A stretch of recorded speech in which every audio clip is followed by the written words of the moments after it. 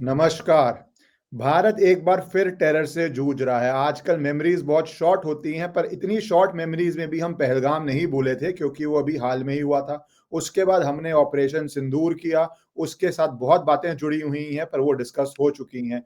उसके बाद दोबारा रेड फोर्ट में जो ब्लास्ट हुआ, उसकी एक सिग्निफिकेंट चीज़ कल रात को हुई, जिसमें भारत सरकार ने इसको खुल के टेरर अटैक कहा और मैं रेज़ोल्यूशन डालूँगा स्क्रीन के ऊपर। वो जब टेरर अटैक डिस्क्राइब किया गया 48 आवर्स बाद, तो क्यों 48 आवर्स लगे? और 48 आवर्स के बाद जब डिसाइड किया ये टेरर अटैक है, तो इसके आगे वाले परिणाम क्या हैं? क्या इससे आगे मतलब ऑपरेशन सिंदूर को एक तरह से ग्रीन लाइट किया जा रहा है? ये सब समझने के लिए और डिस्कस करने के लिए मैं बहुत देर से कर्नल रैना को ट्विटर पे फॉलो कर रहा हूँ, उनके ट्वीट्स मैं इस इश्यू में देख रहा था, so I had the pleasure of reaching out to him to understand with his vast experience, क्योंकि उन्होंने ऑन ग्राउंड काउंटर इंसर्जेंसी देखी है, देश की सेवा की है and he is a incredible strategic brain. जो आप अगर उनके ट्विटर पे हैं, आप फॉलो कीजिए, बहुत आपको गाइडेंस मिलेगी चीजों के साथ। तो कर्नल रैना, पहले तो मैं ये आपसे जब बात हो रही थी पता चला कि आपका भी पर्सनल नैरो एस्केप हुआ, क्योंकि आप भी रेड फोर्ट एरिया जाने का प्लान कर रहे थे उस समय। एज अ आर्मी मैन आप बहुत बारी ऐसी इंटेंस सिचुएशंस में रहे हैं, but now after army also in red fort ऐसी सिचुएशन हो रही थी। तो पहले तो आपका नैरो एस्केप जो है, और अनफॉर्चुनेटली जिन लोगों का नहीं हो पाया, so thank God you are safe. But क्या सिचुएशन थी? आप रेड फोर्ट क्यों जा रहे थे? थोड़ा अगर पर्सनल से हम शुरू करें तो। जी शकरण जी, नमस्कार आपको, दर्शकों को। It's a pleasure to be here on your platform. I been watching you for long. हाँ जी, ये कहते हैं ना, जब ऊपर वाले का हमारे सनातन में परंपरा है कि जो होता है उसका टाइम और जगह फिक्स होती है, तो अपना नहीं था। बहुत आपने सही कहा, बहुत बार ऐसा हुआ कि गलत जगह पे पहुंच गया, लेकिन टाइम और प्लेस नहीं था अपना, तो निकल आए। ये तो मेरी जर्नी थी। मैं जयपुर से वापस आ रहा था और दिल्ली में कुछ काम था, और इसलिए रात को एक ट्रेन पकड़नी थी मैंने वहाँ से। काम खत्म करके उसकी रिजर्वेशन कंफर्म नहीं हो रही थी। आपको पता, राजधानी में अगर आप वेट लिस्टेड वन था तो आई न्यू कि देयर इज अ चांस कि आप प्लेटफॉर्म पे खड़े रह जाओगे। तो फिर मेरा प्लान भी था कि I go to Red Fort and catch a Volvo और some other bus, night bus for Jammu. And as I was leaving the place where I had some work, तो मेरे को एकदम से कंफर्मेशन आ गई पीएनआर नंबर की, आपकी कंफर्म होगी। So instead of going towards Lal Qila, I went towards new Delhi railway station. तब मेरे को फोन आया किसी का घर से कि ऐसे ऐसे होगा, वेयर आर यू। तो जैसे आपने कहा कि चलो अपनी खुशकिस्मती है, और सेम टाइम पे ये भी बुरा लगा और अफसोस होता है कि निर्दोष जाने चलेगी। उनको हम श्रद्धांजलि अर्पित करते हैं। जी, ये हुआ था। जी, मैं पहले शुरू से आना हूँ, कैबिनेट रेजोल्यूशन से आना चाहता हूँ, उसके बाद बाकी चीज़ों पे आऊँगा, क्योंकि आपका एक ट्वीट है वो मैं स्क्रीन पे भी डालूँगा व्हाइट कॉलर टेररिज्म को लेके। तो कैबिनेट ने 2 इंपॉर्टेंट बातें करी, इनफैक्ट 3 इंपॉर्टेंट बातें करी। पहला, खुल के कहा grief over the loss of lives in a terror incident. फिर दोबारा रिपीट किया गया India's unwavering commitment to a policy of zero tolerance towards terrorism in its all its forms and manifestations. ये भी इंपॉर्टेंट है, all its forms and manifestation, सिर्फ बम धमाके की बात नहीं हो रही। और तीसरा ये किया गया कि हम जो इसके अंदर सब लोग इन्वॉल्व हैं, preparators, collaborators and their sponsors, sponsors. तो ये जी तीनों को आप जो डिप्लोमेटिक वे में बोला गया है, एज अ आर्मी की भाषा में अगर हम बोलें, तो इन तीनों की क्या सिग्निफिकेंस है और क्या इनका तात्पर्य आ रहा है? जी, देखिए, जो सीसीएस है वो हमारी दिशा निर्धारित करती है। जब डिफेंस और सिक्योरिटी का मैटर आता है तो हाईएस्ट डिसीजन टेकिंग बॉडी है। इन्होंने टाइम लिया, बिल्कुल। उसके दो रीज़न हो सकते हैं। मेन रीज़न तो ये है कि आप एक बॉम्ब ब्लास्ट एक ऐसी हरकत होती है इश्करन जी की, अनलाइक इनकाउंटर ना, जहाँ बंदा मारा हो, आपको एकदम से उसकी राइफल मिल गई, उसके अम्यूनिशन मिल गया, उसके पाउच में से made in Pakistan, made in China कुछ आ गया, तो आप एकदम से उसको पब्लिसाइज भी करते हो और एक क्लियर आता है कि अब क्या, कि बॉम्ब ब्लास्ट एक बड़ा ही एम्बिगुअस सा इंसिडेंट था। स्पेशली सोच, आपने देखा होगा कि एक मीडिया की एक सेक्शन थी जिसने इसको सीधा ही सीएनजी से ब्लास्ट से जोड़ दिया। तो उस टाइम पे हालांकि हम जैसे को पता था पहले कि ये जिस तरीके से उसकी आग फैली और जो हुआ वो अमोनिया नाइट्रेट का क्लियर दिख रहा था, बट सरकार ने अच्छा किया, दे टुक देयर टाइम। और बाहर से अगर आप देखेंगे, भारत के बाहर से, इंटरनेशनल लेवल से, तो आपने कोई नी जर्क रिएक्शन नहीं दिया। आप आपने बोला कि इंसिडेंट हुआ है, हमें अफसोस है, हम पता कर रहे हैं, अपने अपनी सिक्योरिटी एजेंसीज को आप इंस्ट्रक्शंस दे रहे हो कि आप इसकी तह तक जाइए, हमें सब पता चलना चाहिए। तो एक सिग्नलिंग के लिए ये एक मैच्योरिटी भी दिखाता है, एक ये भी दिखाता है कि हम नी जर्क नहीं करते, और हमारे पास बने बनाए पाकिस्तान की तरह फोल्डर नहीं है कि एकदम से हम निकाल के। आपको याद होगा जब ऑपरेशन सिंदूर स्टार्ट हुआ, तो जब उनकी पिटाई हुई, तो उसके जब हमारे वीडियो सामने आए तो उनके पास कुछ नहीं था, उनके वो वीडियो सामने आया जो उन्होंने पहले ही बना के रखे हुए थे। तो ये उनकी प्रिपरेशन होती है मार खाने से पहले, विंडो से निकाल देते हैं। हाँ। जी। तो हम तो वो नहीं है ना, हम तो अपने आप को उनसे कंपेयर नहीं करते। तो ये एक ऑफ कोर्स मैच्योर वो था।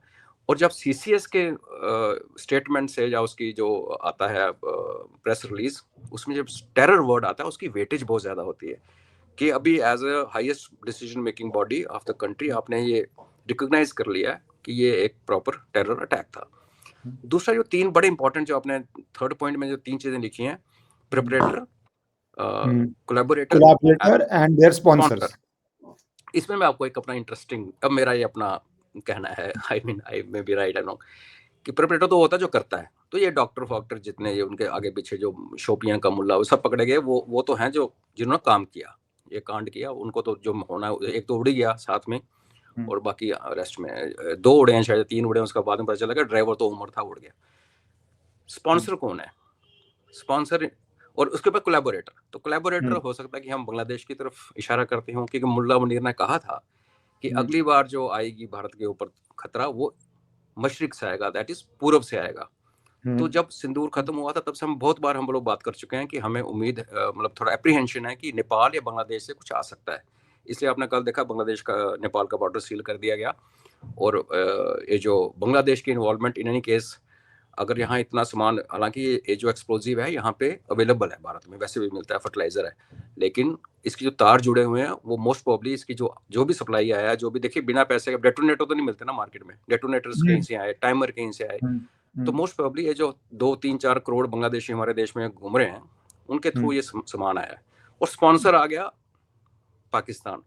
तो मैं इसको एज ए फौजी ये देखता हूँ कि जब पिटाई की जाएगी तो इन दोनों की जाएगी, और this is how I look at it. हालांकि हम ये भी जानते हैं कि मेन स्पॉन्सर जो है इनका, जिसको कहते हैं ना कि एसोसिएट स्पॉन्सर, वो यूएसए उधर बैठा हुआ है, कुड भी, आपको पता है हमारे। मैं यूएस पे आऊंगा, क्योंकि यूएस ने जो इस्लामाबाद के ब्लास्ट पे बोला और जो इंडिया के ब्लास्ट पे बोला, वो स्टेटमेंट मतलब स्क्रीन पे डालूंगा, तो वो अमेजिंग है कि वर्ड प्ले कैसे किया। जैसे हम भारत सरकार का कैबिनेट रेजोल्यूशन का वर्ड प्ले कर रहे हैं, उसका word play is shocking. But जो आपने स्पॉन्सर और कोलैबोरेटर दो बोले, कोलैबोरेटर तो एक प्रॉब्लम ये भी है कि जो लोग यहाँ पे भारत के अंदर भी बैठ के इंटेलेक्चुअल कोलैबोरेटर्स हैं, जो पहले सीएनजी का र्यूमर फैलाएंगे, फिर मैं टीवी डिबेट में कल था तो ऑन एयर कह रहे हैं कि अरे टाइमिंग देखो ना, ब्लास्ट से पहले, चुनाव के एक दिन पहले हुआ। तो मैंने कहा आप इनडायरेक्टली क्यों बोल रहे हैं, आप खुल के बोलिए कि आप भारत सरकार पे इल्जाम लगाना चाहते हैं। जब आप ये कहते हैं कि टाइमिंग देखो बिहार से एक दिन पहले हो रहा है, तो आप बहुत क्लियरली एक कॉन्स्पिरेसी थ्योरी फ्लोट करना चाहते हैं। वो कॉन्स्पिरेसी थ्योरी फ्लोट करके आप इंडिया का स्ट्रॉन्ग रिस्पॉन्स जो टेरर के ऊपर होता है उसको डाइल्यूट करना चाहते हैं। जैसे आप ये करते हैं, कोई भी टेररिस्ट पकड़ाता है कि बड़ा ब्रिलियंट बच्चा था, ह्यूमैनिटेरियन था, पॉवर्टी में घुस गया, मार्जिनलाइज्ड सेक्शन में डाला जा रहा था, नौकरी नहीं मिल रही थी, रेंट पे फ्लैट नहीं मिल रहा था, रेंट पे फ्लैट नहीं मिला तो इसलिए उसने ये कर दिया। तो ये कोलैबोरेटर्स के अंदर जो इंटेलेक्चुअल सपोर्ट है, सर आपने तो स्टडी भी किया issue, and I also grapple with that कि आप फ्रीडम ऑफ स्पीच रिस्ट्रिक्ट करने में प्रॉब्लम्स हैं, प्रूफ लाने में प्रॉब्लम्स हैं कि आप सिर्फ बोल रहे हैं और इनडायरेक्टली बोलते हैं। ये सारे बहुत इंटेलिजेंट हैं, टीवी डिबेट से बहुत इनडायरेक्टली बोलते हैं। तो ये कोलैबोरेशन ऑफ दिस, इसका ज्यादा खतरा नहीं लगता आपको कोलैबोरेटर विद इन इंडिया? बहुत ज्यादा, आपने बिल्कुल सही पल्स पे उंगली रखी है। हम बाहर वालों से निपट लेंगे। इनफैक्ट इस गवर्नमेंट की परफॉर्मेंस अगर आप डिप्लोमेटिक और उस लेवल पे देखिए, फॉरेन रिलेशन में बहुत अच्छी है। हम कहाँ से उठ के कहाँ है, इकोनॉमी में बहुत अच्छी है। ये एक अंदर का फ्रंट है, उसको फैथम करना बड़ा मुश्किल है और ये सबसे ज्यादा खतरनाक है। इसको हमारे जनरल रावत साहब ने 0.5 कहा था, मैं तो इसको पहले 1 कहता हूँ। मुझे लग रहा है कि 1 से भी ज्यादा है, बिकॉज हमारे अंदर पाकिस्तान है, हमारे अंदर ऐसी पार्टीज हैं जिन्हें एमओयू साइन कर रखा है चाइना के साथ। तो जो हमारे देश के जो नहीं चाहते कि हम बड़े, हम डेवलप करें और जो 2047 का सपना हमारा पूरा हो, उन सब के बड़े स्ट्रॉन्ग स्पॉन्सर्ड एलिमेंट्स हमारे अंदर हैं। और आपने सही कहा कि ये जो जितनी नरेशन चलती है, आपने बीच में देखा आज एक बड़ी, एक आपकी दिल्ली की एक एफएम पे आती थी, पता नहीं अभी आती कि नहीं आती, उर्दू सिखाती थी लोगों को जबरदस्ती, वो ट्वीट कर रही है कि आज की देखो जी, ये मरने वाले हिंदू भी थे, मुस्लिम भी थे। तो मैंने कहा यार स्टोरी पूरी सुनाओ ना, मारा किसने, उधर जाओ ना पहले, वहां तो आप जाओगे नहीं। और एक अनसस्पेक्टिंग माइंड, यंग बच्चे जिनको पास पेशेंस नहीं है, 15 सेकंड का स्पैन है, अटेंशन स्पैन, वो ये देख के बोले हाँ यार ये ठीक है, यही है कि इसमें मरने को आतंक का कोई धर्म थोड़ी होता, मरने वाले सारे मरे। ये बहुत बड़ी तगड़ी मैसेजिंग है। और मुझे लगता है, आई मे साउंड रेडिकल, कि हमें ना ये जो डेमोक्रेसी का जो अभी का रूप है ना, इससे कुछ डिफरेंट करना पड़ेगा। देखिए जुडिशरी हमारे कॉर्पोरेट, आप उस सिस्टम का हिस्सा हैं, आप उनको बेहतर जानते हैं, आप बोलेंगे नहीं, बोलना भी नहीं चाहिए, व्हाई शुड यू, बट हम देखते हैं कुछ जुडिशरी के कई बार उल्टे से डिसीजन आते हैं। हमने ब्यूरोक्रेटिक हर्डल्स, ये जो हमारी डिफेंस मैन, जिसको आप भली भांति जानता हूँ, जो प्रोक्योरमेंट है, उसमें लोग सोचते हैं कि पैसे की कमी है। पैसे की कमी नहीं है। जब लेह लद्दाख में, गलवान में हुआ तो देखो आपने कैसे कैसे एक्विजिशन हुई, प्रोसेस को इतना लंबा कर दिया गया। सो ब्यूरोक्रेटिक हर्डल्स अपनी जगह। प्रेस और मीडिया जिसकी आपने बात की, और लोगों का नैरेटिव बिल्डिंग, ऐसा नहीं है कि सरकार को नहीं पता, आपको पता है, मेरे को पता है, सरकार को पता है। तो आपके इस प्लेटफॉर्म के माध्यम से मैं सरकार से रिक्वेस्ट करना चाहता हूँ कि जो अंदर का जो गंद है हमारे यहाँ, ये बहुत ज्यादा गलत गंद है। आप अपना घर, हमारे पे इल्जाम लगता था किसी टाइम पे भारतीयों पे कि अपना घर हम साफ रखते हैं और गली में कूड़ा डाल देते हैं। तो यहाँ क्या है कि गलियां तो हमने साफ कर दी, और जो नहीं साफ हम उनको साफ कर देंगे। घर के अंदर जो कचरा है, और जिससे बहुत नुकसान हो सकता है। ये पॉइंट आई थिंक किसी हाईएस्ट लेवल पे लीडरशिप को और एनएसएस को सोचना पड़ेगा कि इनका कुछ करना पड़ेगा। आप इसको फ्रीडम ऑफ एक्सप्रेशन, बहुत ज़्यादा लिबर्टी होगी। फिर उसमें भी देखिए विल ऑफ द गवर्नमेंट। अभी असम में जिसने उल्टी सीधी ट्वीट की, ब्लास्ट के बाद पकड़ के अंदर डाल दिया गया। तो एक ही देश है, एक ही कानून है, और जहाँ पे हमारी अपनी सो कॉल्ड नेशनलिस्ट गवर्नमेंट है स्टेट्स में, ऐसा है यूनिफॉर्मली देखा जाना चाहिए, तभी इनको एक मैसेज आएगा। नहीं तो आप तो कह रहे हैं ना इनडायरेक्टली। मैं मेन स्ट्रीम मीडिया को छोड़े हुए कितने साल हो गए, लेकिन जो ट्वीट्स उस पे आते हैं, सोशल मीडिया पे बाइट्स आती हैं, उसमें कई बार आके लोग क्या क्या बोल जाते हैं, कितना उलट बोल जाते, गंदी चीजें बोलते हैं हमारे देव देवताओं के जो डेमोक्रेसी के उसके खिलाफ। तो एक्शन जरूरी है। मैं ये मानता मीडिया में हम पाकिस्तानी गेस्ट्स भी ला रहे हैं, इंक्रीजिंगली ला रहे हैं, बहुत देर से ला रहे हैं। ऑपरेशन सिंदूर के बाद एक उस पे लोगों की अवेयरनेस जागी कि भाई क्या कर रहे हो आप। तो इसको भी साइकोलॉजिकल ऑपरेशंस की तरह है कि वो दिखाने को यहाँ पे थोड़ी चीजें प्रो भारत बोलेंगे, कई लोग बफून्स बन के, जोकर्स बन के आएंगे कि भैया हमारी बजाओ, पर वो अपना जोकर बन के भी मैसेज, और जो भारत के प्रो बन के आ रहे हैं वो भी अपना मैसेज, दोनों अपना काम कर रहे हैं। क्योंकि आप, पॉसिबल नहीं है पाकिस्तान में रहते हुए भारतीय मीडिया पे आ जाओ without the permission of ISI. Absolutely. और वहाँ की फीमेल एंकर है, जहाँ पे हमारे, आई एम सॉरी टू से, मेरी अपनी बिरादरी के वेटरन्स टोपियां लगा के जाते हैं, तो फिर हम लोग ये मजाक करते हैं कि तुम सालों क्या, तुम लोगों को हनी ट्रैप किया गया, क्या रीजन है, why do you go there. आपने बिल्कुल सही कहा, वो 10 चीजों में से 9 चीजें आपके साथ मानेंगे, और एक चीज में इतना सा छोटा सा घुमाव कर देंगे कि आई रिमेम्बर एक वो है उनका, उनको डेकोरेशन भी मिली हुई है, कमर चीमा करके है पाकिस्तानी, उस पे एक हमारा भारतीय एनआरआई है हैदराबाद का, वो बड़ा आता रहता है बीच में। तो वो सब कुछ उसने ठीक बोल रहा था, धीरे धीरे बोलता, देखो फिर गुजरात में भी जिन्होंने जो किया था। अब आप छोटी सी लाइन मार दी आपने, जिसको हमारा सुप्रीम कोर्ट नलीफाई कर चुका है। हमारा ऑफिशियल स्टांस है कि ऐसा कुछ सब कॉन्सिक्वेंसी थी, लेकिन किसने पढ़ना है सुप्रीम कोर्ट की रूलिंग, किसने पढ़नी है, तो बोले हाँ यार ये सही बोल रहा है। तो यू आर राइट, ये नैरेटिव की वॉर हमें नहीं लड़नी आती इश्करण जी। ये हमारा एक वीकनेस आपने ऑपरेशन सिंदूर में भी देखा, हमने उनको पीटा, तबाही की, लेकिन आज हमारे देश के अंदर लोग 6060 कर रहे हैं। तो ये एक फेलियर है, अपनी गलती समझनी चाहिए। अब हम अगली फेज में जा रहे हैं, क्योंकि ये जो आपने सीसीएस का जो नोट आपने दिखा, उसका तो क्लियर रास्ता बड़ा क्लियर है, डॉक्ट्रिन पीछे है कि act of terror will be taken as act of war. तो हमें पता भी आगे क्या होने वाला है। तो उम्मीद करते हैं कि इस बार, और मैं आपके प्लेटफॉर्म से फिर एक अपील करना चाहता हूँ, आपको बड़ा प्लेटफॉर्म है, लोग देखते हैं कि कई चीजें सरकारें नहीं बोल सकती, कई चीजें सरकार को पता होती है, नहीं बोल सकती। हम जैसे लोग हैं ना, हम बोल सकते हैं, और ऐसे मैसेजेस जो कि सरकार ने कन्वे करने हैं अपने जनता को, अपने सिटीजन्स को, जब ग्लोबल बिरादरी को, तो मेरी रिक्वेस्ट है भाई हमें आप फीड कीजिए। हम नहीं कहते, हम झूठ नहीं बोलेंगे, हम अपनी रेपुटेशन को स्टेक पे लगाएंगे, लेकिन कई चीजें ऐसी सेंसिटिव होती हैं सरकार नहीं बोल पाती ओपनली, हम बोलेंगे तो लोगों तक पहुंचेगी। तो वो भी एक रिक्वेस्ट है कि प्लीज अभी तैयारी कर रहे हो तो इसको थोड़ा, इसको भी देखिए, ये बहुत जरूरी है। नैरेटिव की लड़ाई हारना और बैटलफील्ड की लड़ाई जीतना, वो फिर नलीफाई हो जाता है जी। पर ये 60 जो आपने बोला ना, उसको अंडरलाइन किया जाए तो कोई डाउट नहीं है कि यूएस प्रेसिडेंट का बुली पुलपिट कहते थे कि सबसे बड़ा माइक्रोफोन उसके पास है। This is pre social media era पे, रूजवेल्ट टाइम पे बोलते थे, जो यूएस प्रेसिडेंट बोलता है all over the world report होता है जी। वो आज भी ट्रू है। तो ये यूएस प्रेसिडेंट जब ये इंजेक्ट करता है 606060, उसको ऑब्वियसली भारत में तो बहुत लोग हैं उठाने के लिए, कुछ पॉलिटिकल मोटिव से, कुछ आइडियोलॉजिकल मोटिव से उठाने को हैं।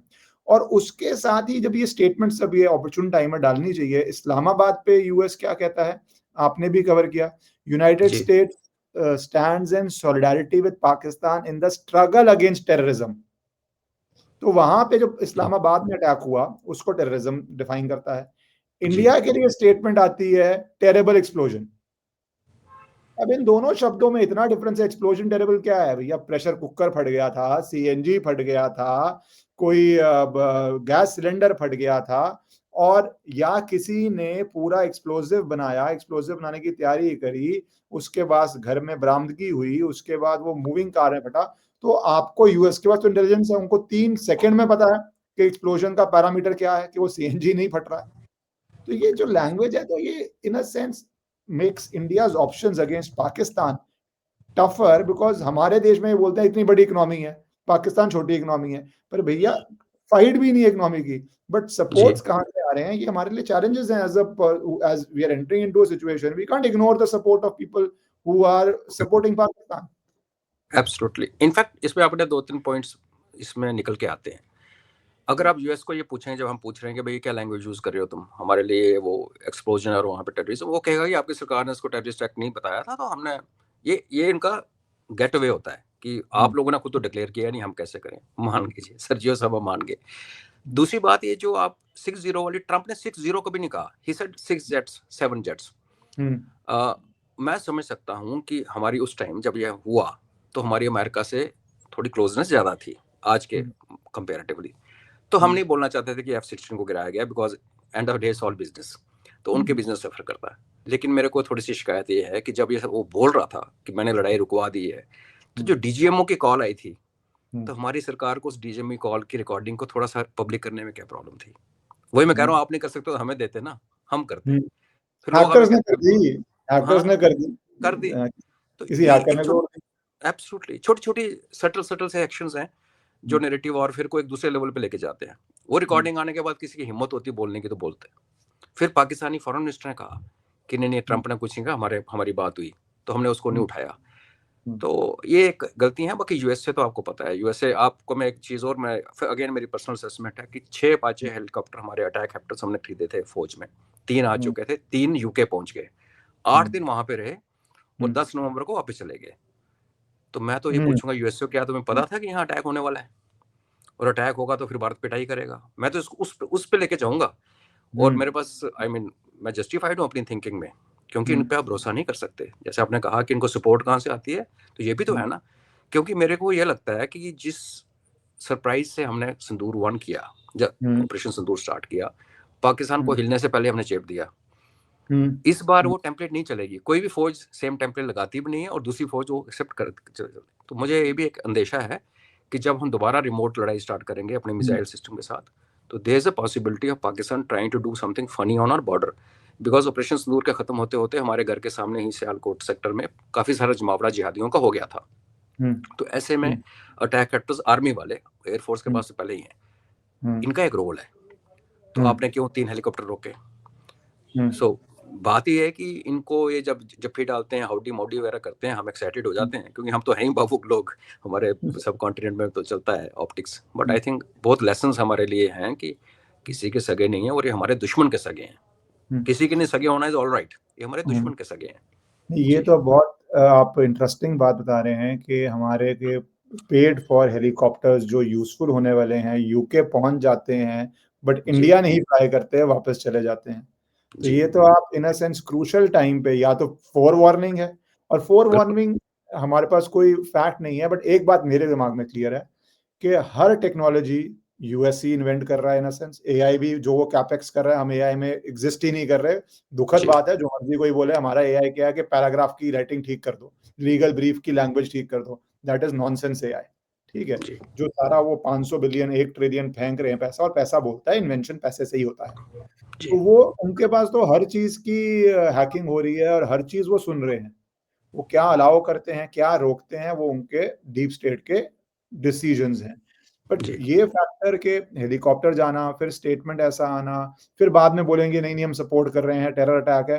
तो मुझे एक बात याद आती है, बहुत फेमस डिप्लोमेट ने कही थी शायद, कि अमेरिका का दुश्मन होना ओके है। सॉरी, अमेरिका का दुश्मन होना ओके है, पर अमेरिका का दोस्त होना फेटल है। जो अमेरिका का दोस्त बन जाएगा वो तो पहले चलेगा। तो he was saying it's dangerous to be America's friend and fatal to be his dangerous to be enemy and fatal to be his friend. Fatal to be friend. तो या ये सच है, बिल्कुल बिल्कुल पर सच है। सर अब हम स्पेसिफिक पे आ जाएं, क्योंकि इस चीज में एक तरह से एक स्ट्रक्चरल चेंज दिखा है। पहले पर्दे के पीछे था, पर्दे के सामने आया, और वो स्ट्रक्चरल चेंज में बात कर रहा हूं कि यहाँ पे एक के बाद एक डॉक्टर्स थे, डॉक्टर 1, डॉक्टर 2, डॉक्टर 3, डॉक्टर 4। तो वो जो ये डॉक्टर्स थे, विच इज एक अभी तक नैरेटिव यही चलता था कि कश्मीर में गरीबी है, आप वहाँ पे सिक्योरिटी फोर्सेस हैं, तो इसलिए गरीबी में, लैक ऑफ एजुकेशन में, लैक ऑफ अपॉर्चुनिटी के लिए आप टेरर की तरफ जा रहे हैं। और कहीं पे भी और होता था पूरे भारत में। तो ये एक स्टैंडर्ड वो टेम्पलेट था जो यूज किया जाता है इकोसिस्टम के अंदर। उसमें ये कवर नहीं करते कि तुमने कश्मीर को, इतना बड़ा टूरिज्म का पोटेंशियल था, कश्मीरी हिंदुओं को जेनोसाइड करके, सिखों को मार के वहां से निकाला, पूरी आपने इकोनॉमी डिस्ट्रॉय खुद ही करी है, फिर एक पूरी वॉर इकोनॉमी आपने बना ली है। तो सर आपने तो ये बहुत करीब से देखा है। तो अब ये जो डॉक्टर्स जा रहे हैं, ये नया फिनोमिनन है, पुराना फिनोमिनन है, आपके टाइम पे भी था? इसकी थोड़ी जर्नी अगर आप बताएं, from poverty to the richest doing it. और मैं इसमें एक आपका ट्वीट, पहले आप बोल लीजिए, फिर आपका ट्वीट बाद में डाल दूंगा। जी देखिए, ये आप अगर हम ग्लोबली देखें तो ये नैरेटिव बड़ी देर चला, और कश्मीर में जब आपने सही कहा, जब कश्मीरी पंडित जो इनके एजुकेशन के बैकबोन थे, सारे स्कॉलर्स, टीचर, तो कश्मीरी पंडित बेसिकली टीचिंग प्रोफेशन प्रेफर करते थे, पढ़े लिखे लोग थे, उनको सबको उन्होंने निकाल दिया, अपने पैर पे कुल्हाड़ी मारी। Even then education standard Kashmir में, हाँ, डिसरप्शंस होते रही। देखिए, आप हुर्रियत ने हड़ताल का कैलेंडर दे दिया और आपके बच्चे स्कूल नहीं गए, वो आपकी अपनी करनी है। भारतीय स्टेट ने या आर्मी ने या पुलिस ने कभी ये नहीं कहा तुम स्कूल बंद करो, खुद ही आपने पत्थर मार के 500 रुपया कमाना है तो कमाओ। ये चलता रहा। जब उसामा बिन लादेन ने WTC पे अटैक किया, ट्विन टावर्स पे, तो उस टाइम ये बातें निकलने की शुरुआत है, ये तो पढ़ा लिखा था, बिलनेर का बंदा है, डॉक्टर ज़ुहैरी पढ़ा लिखा है, उसका नंबर 2 है। लेकिन क्योंकि हमारे घर से थोड़ा दूर हो रही थी और हमारे नैरेटिव को सूट नहीं करती, बिकॉज हमारे वो रेडियो वाली RJ वाला तो वो तो ये कहते हैं कि नहीं नहीं हम तो गरीबी माप तो वो। ये जो चेंज आया, ये ऑब्वियसली अभी आज दिख रहा है। लेकिन अगर मैं आपको अपने टेनर में, मैंने 11 साल कश्मीर में काटे हैं, 2009 में एक इंसिडेंट हुआ था शोपियान में, और वो कश्मीरी, आज आप कभी घूमने जाएंगे कश्मीर में, दो I request you don't contribute towards that economy, कहीं आपको किसी कश्मीरी से मिलना होता है तो आप उसको पूछिए तो वो कहेगा हाँ हाँ, जैसे मैंने अपने ट्वीट में भी लिखा था कि 2 लीटर सीमन पुरुष का जो पदार्थ वो पाया गया लड़के। शोपियान में एक छोटी सी नाला है और उसमें काफी लोग मर चुके हैं डूब के पास्ट में। उस तरफ ऑर्चर्ड है, इस तरफ ननद भाभी थी दोनों। ये क्रॉस करके होता ना, एक छोटा सा स्ट्रीम है, आप ग्रांटेड लेते हो, मरे हुए तो लोग, बड़ा पानी कभी एकदम से पानी आता है फ्लैश में, उसमें डूब गई। और जो ननद थी वो अनमैरिड थी। गुड फॉर अस, अदरवाइज ये कभी प्रूव ही ना होता। और लोगों ने हंगामा खड़ा कर दिया और पूरा 42 डेज कश्मीर में आर्मी कॉन्वॉयज का चलना मुश्किल हो गया, सिर्फ पत्थरबाजी। बिकॉज एक ऐसा सेंसिटिव इशू है ना कि भाई हंगामा कर दिया, जो 2 लोग ड्राउन कर गए, तो क्या हंगामा कर दिया? हंगामा की रेप किया आर्मी ने इनका, और इनको मार, आर्मी को ब्लेम किया गया डेथ के लिए उनकी। या वहां तो हर चीज आर्मी पे ब्लेम करते हैं ना।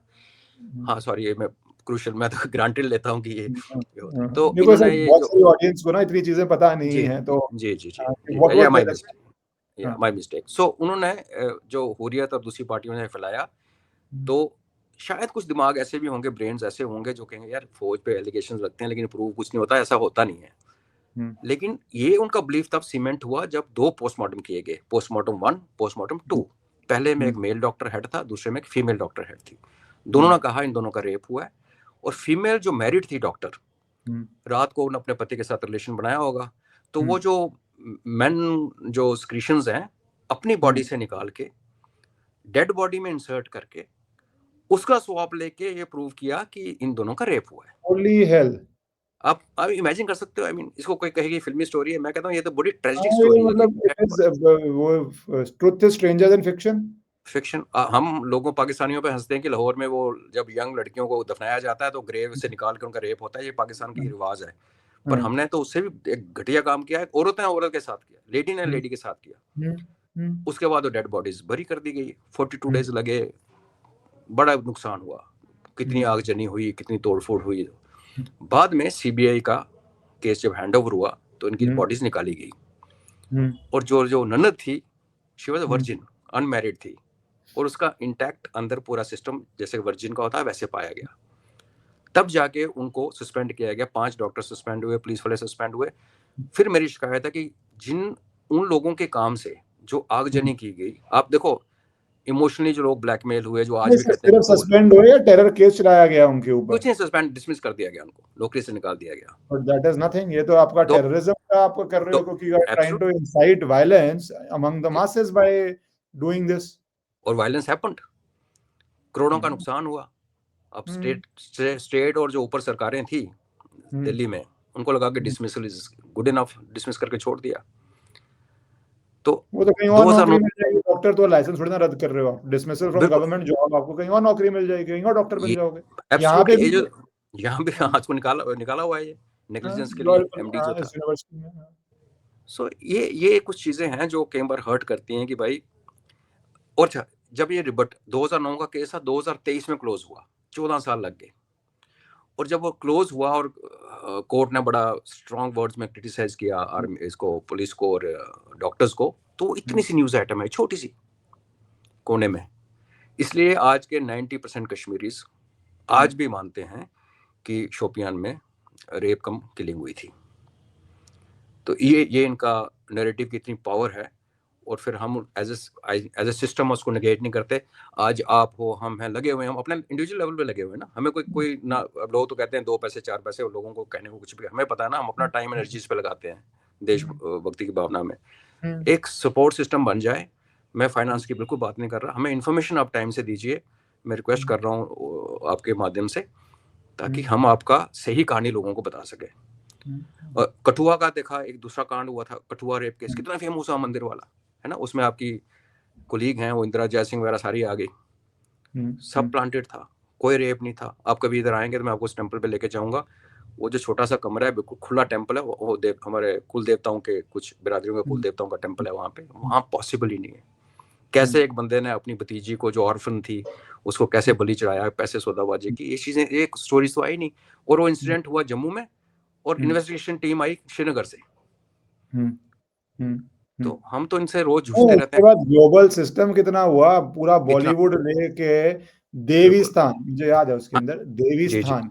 मैंने कहा तुम्हारे ना 4 पीढ़ियों को देवी स्थान वर्ड नहीं पता होगा, तुमने ये जो वर्ड यूज कर रहे हो। दूसरा, आप एक चीज पोस्ट नहीं करते बिना पेमेंट के। अब हमारी सिक्योरिटी एजेंसीज या कोई जांच करनी चाहिए कि आप भैया क्यों पोस्ट कर रहे हो, किसी ने आपको फंड किया, किसी ने आपको ऐड दिया, इसका पेपर ट्रेल होगा। सब कुछ कैश में नहीं हो पाता है जी, क्योंकि ये तो सीधे मुंह बात भी नहीं करते, इनके मैनेजर्स भी होंगे।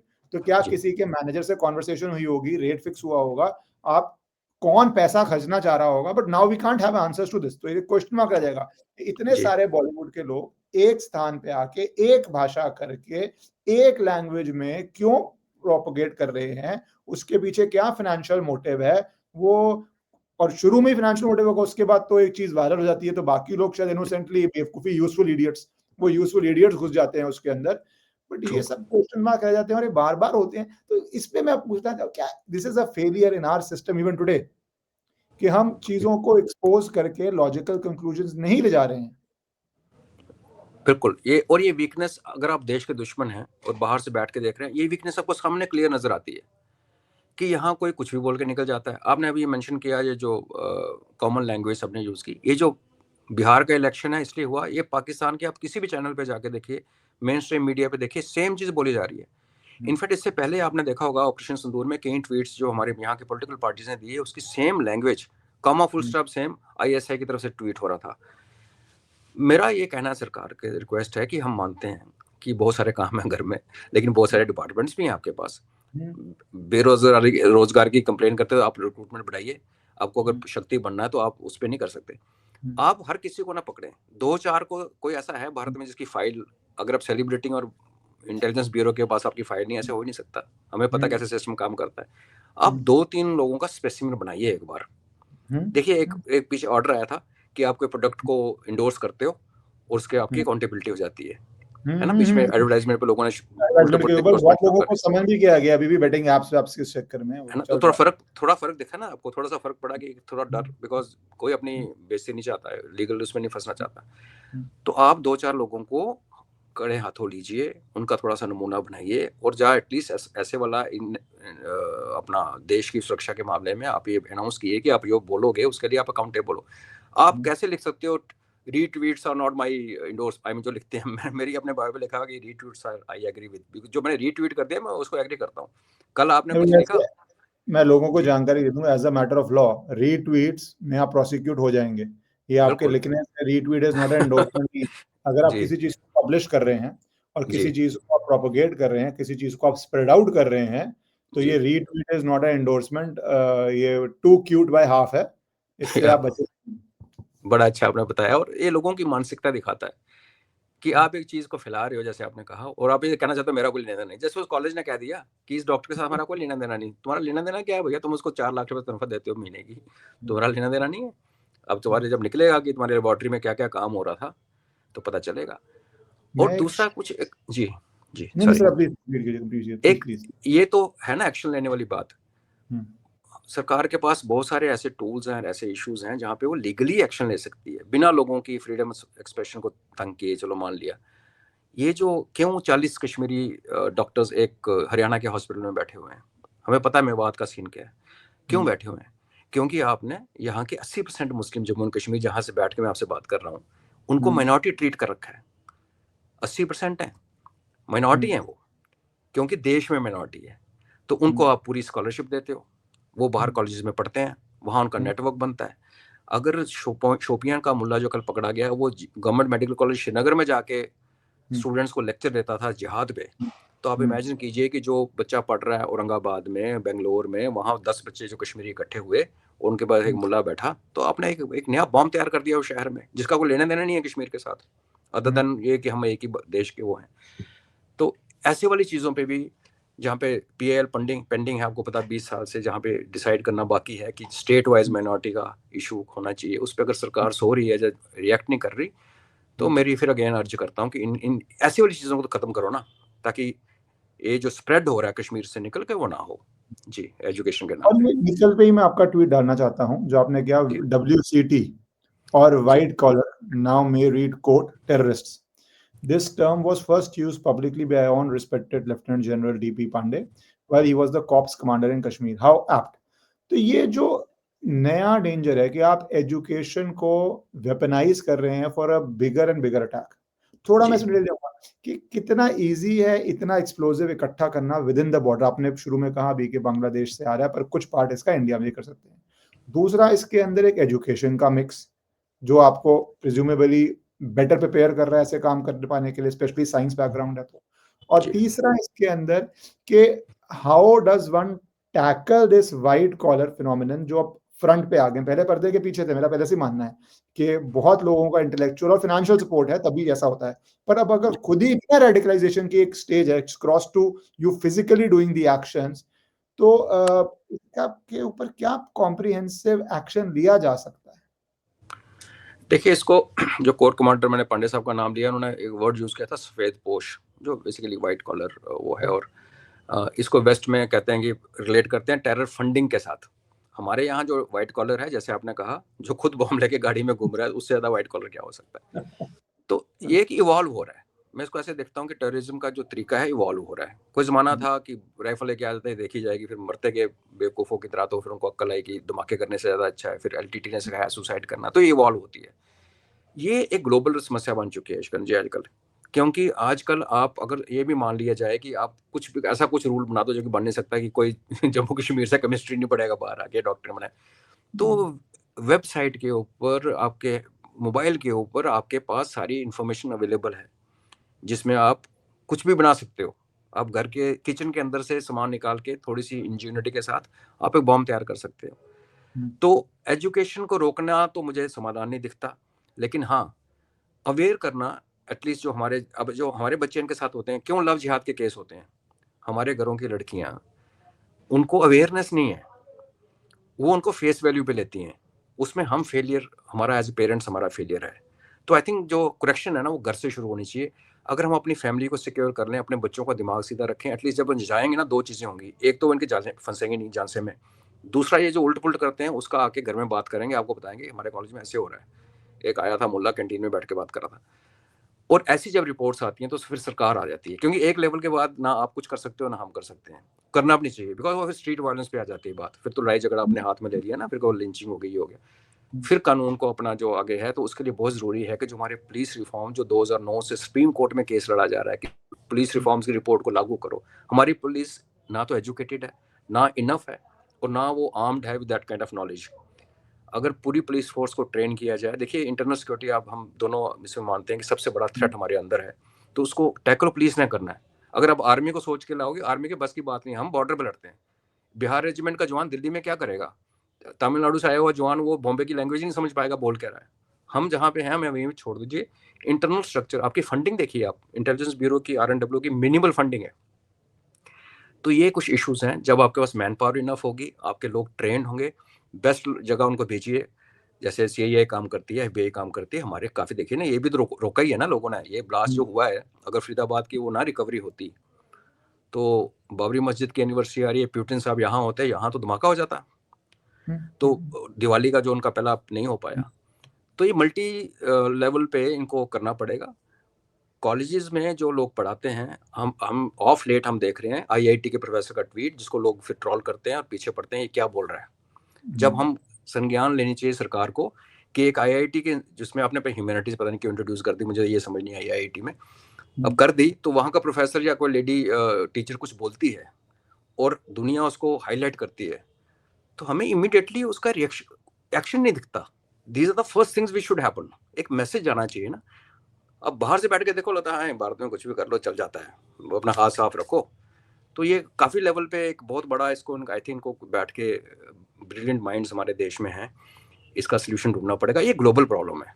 एंड लीगल पावर सब है आपके पास, अगर आप करना सब चाहें लीगल, सब लीगल बिल्कुल पावर है, और ये डिसीजन तो सरकार नहीं लेना है, और सरकार बिल्कुल नहीं लेगी तो फिर वो सवाल उठते हैं सरकार, क्योंकि आपने कहा प्यूटिन आ रहे थे ये, इससे पहले जी भी एक न्यूज रिपोर्ट आई कि रेड फोर्ट ब्लास्ट हुआ 26 जनवरी के लिए प्लान था फरीदाबाद। जी डॉक्टर रिपोर्ट कर रहा है, टाइम्स ऑफ इंडिया ने ये इसको जी काफी कैरी आउट किया, वो भी पिछले साल जनवरी 25 में कर रहा था, क्योंकि 2 साल से काम चल रहा था। तो इसमें पर जी एक डिफिकल्ट सवाल भी उठता है कि क्या एक डिग्री तक एक व्यू है कि ये इंटेलिजेंस की सक्सेस थी कि आपने इतने किलोग्राम एक्सप्लोसिव पकड़ा, वो व्यक्ति, और मैं स्पेसिफिक क्या कहूंगा कि वो पैनिक था या आपकी के हिसाब से वो डेलिब्रेट ब्लास्ट किया मूविंग कार में वो, बट जो जी दो व्यू, एक के ये इंटेलिजेंस की सक्सेस है कि आपने नेटवर्क बर्स्ट किया और एक लोन वुल्फ रह गया या फियादीन रह गया, जो भी रह गया।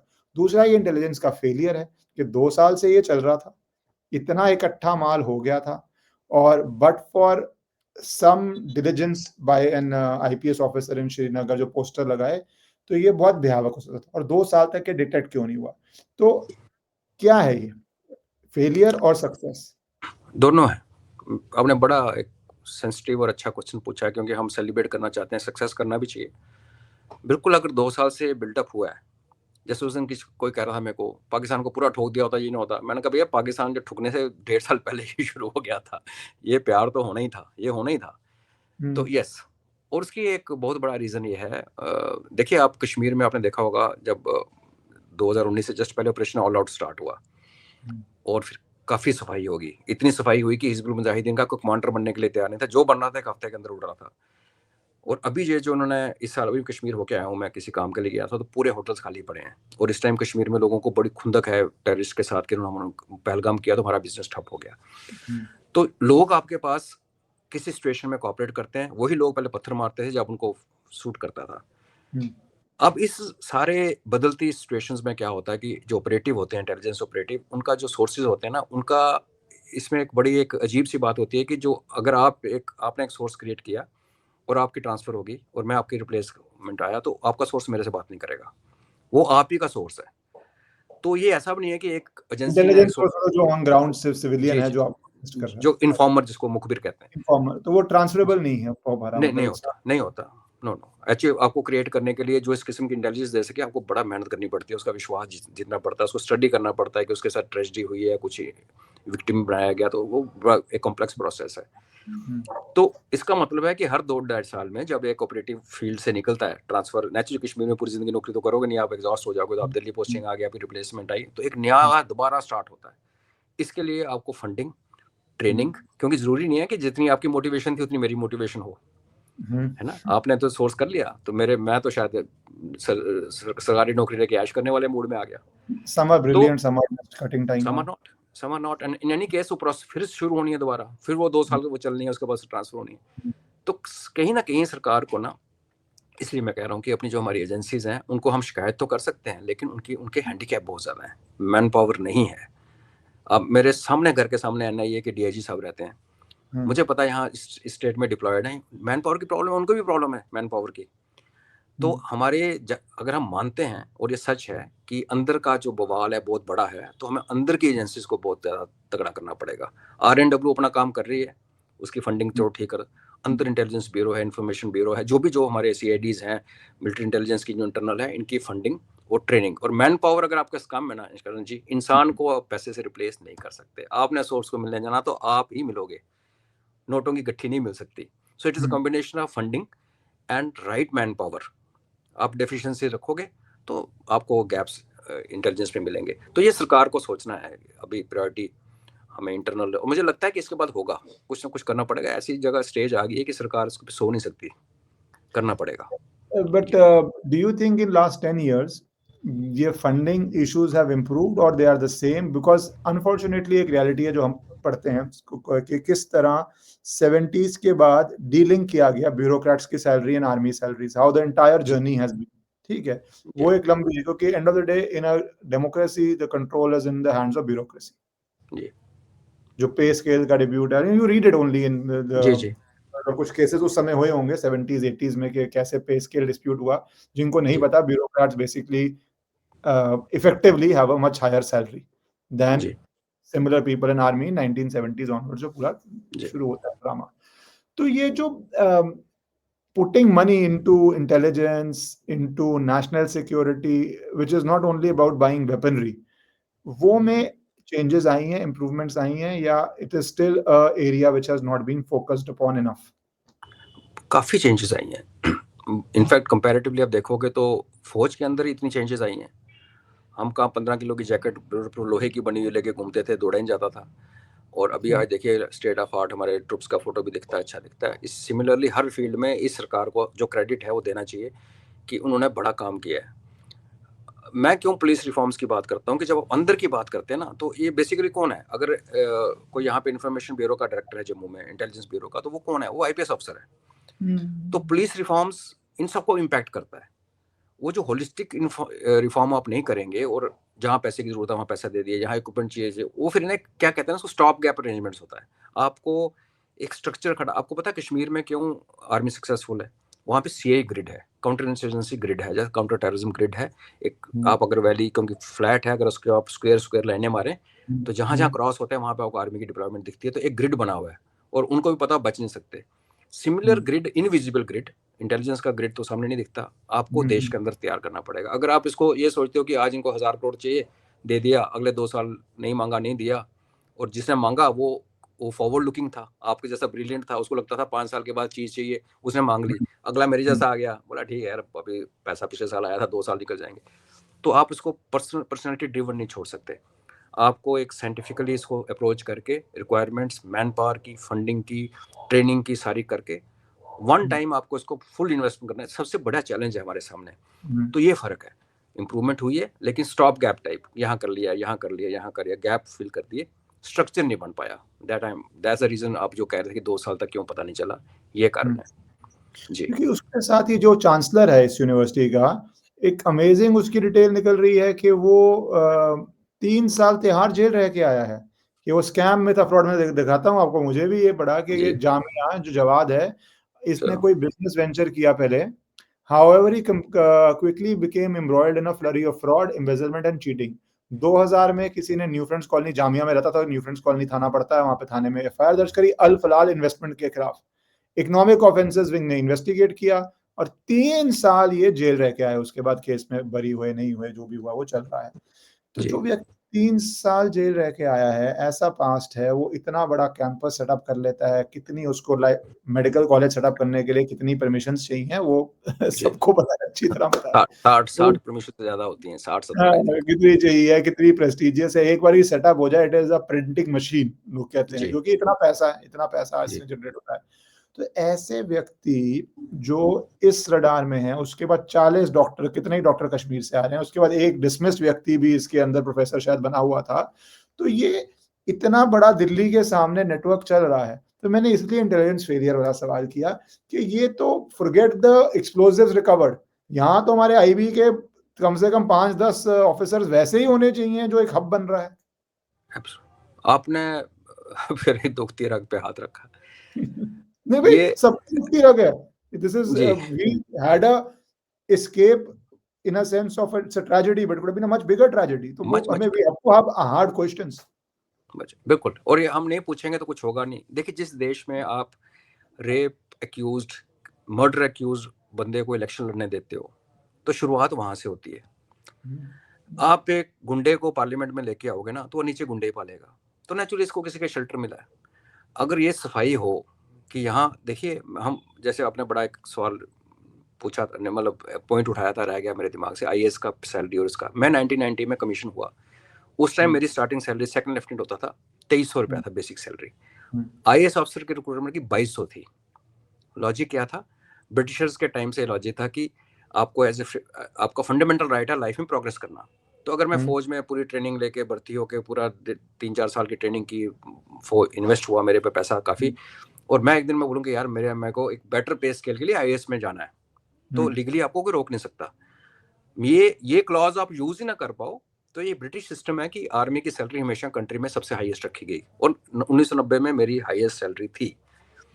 वो बात अलग है कि 1 साल की फर्स्ट इंक्रीमेंट के बाद आईएएस वाले आगे निकल जाते थे। उसके बाद आपने बिल्कुल सही कहा, जो पे कमीशन आते गए, करते करते करते करते करते इन्होंने अपने एक अलग ही एक डेमी गॉड्स बन गए। दे आर बियॉन्ड, आपको टच नहीं कर सकते, उनके पे बैंड सब अलग हो गए।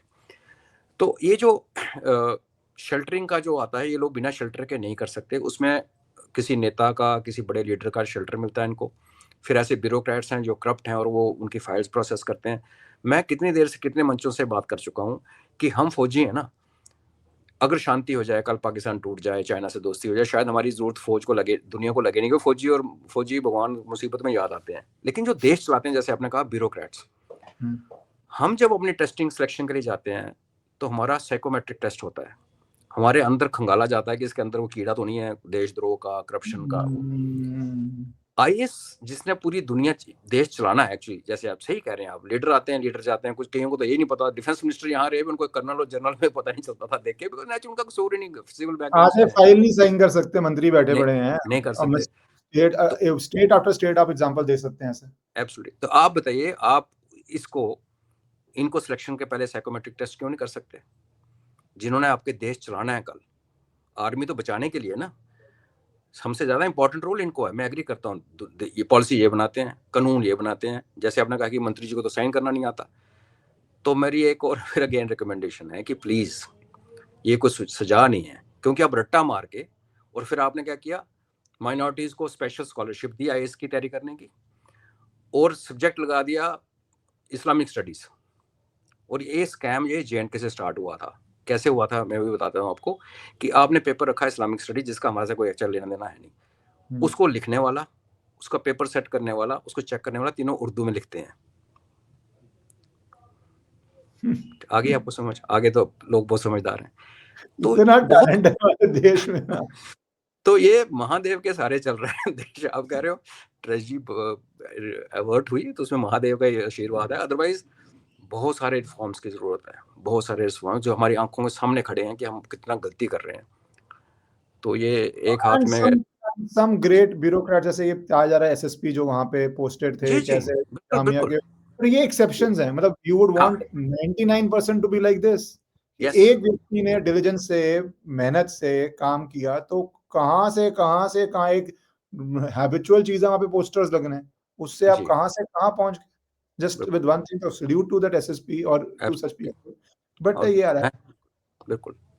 पर मैं टुवर्ड्स इस पार्ट पे आना चाहूंगा कि अब क्या हम ऑपरेशन सिंदूर की तरफ, आपको क्या पॉसिबिलिटीज लग रही हैं, जो हम जिससे शुरू हुए थे कि स्टेटमेंट तो आ गई, टेरर अटैक को आइडेंटिफाई कर दिया गया, 2 दिन बाद किया गया, तो it's a measured, well thought out, जैसे आप एक्सप्लेन भी कर रहे हैं कि सोच समझ के, हमने कोई जल्दबाजी नहीं है।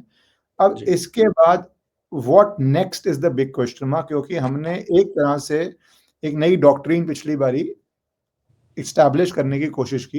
You can call it a Modi doctrine, you can call it with whatever word you want to do it, that act of terror is an act of war on India. तो अब now that act of war has happened, what do you feel is, and मैं realistically पूछ रहा हूँ, वो उस तरह नहीं जो हमारी मीडिया भी बहुत जोश में आ जाती है, पिछली बारी कुछ ज्यादा ही जोश में आ गई थी, कि what is realistically the options on table?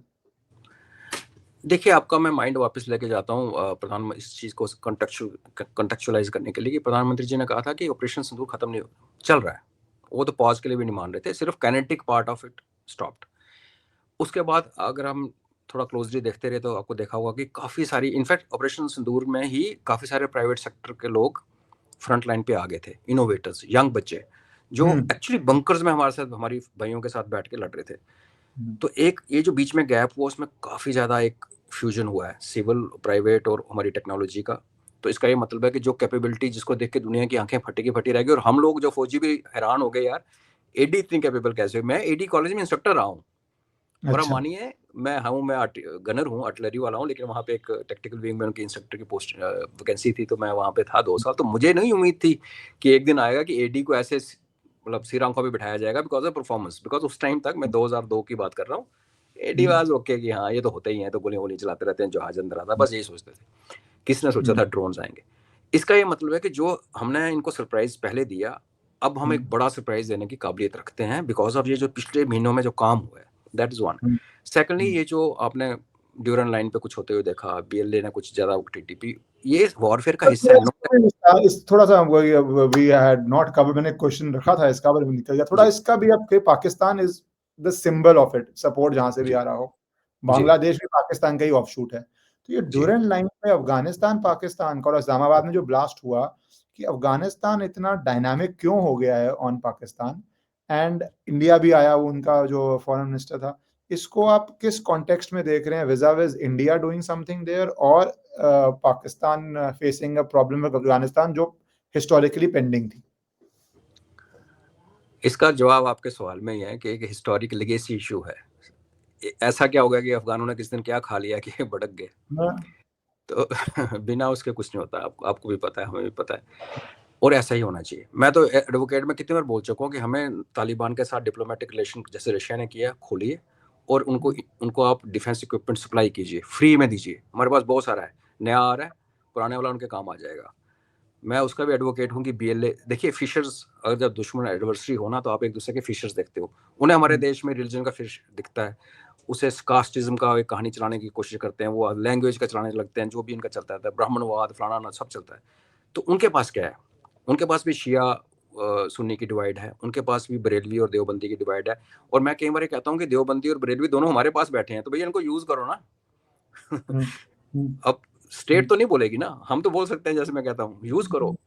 और फिर ये जैसे उनका नेबरहुड है, अफगानिस्तान के साथ हमारा कल्चर और हमारी बड़ी गुडविल है। अगर आज आप अफगानिस्तान जाते हैं, और अगर महादेव की कृपा रही तो इस साल के शुरू होने एंड होने तक पहले मैं जाऊंगा, तो वहाँ तो भारतीयों से पैसा नहीं लेते होटल, इतनी गरीबी होने के बावजूद दे स्ट्रगलिंग।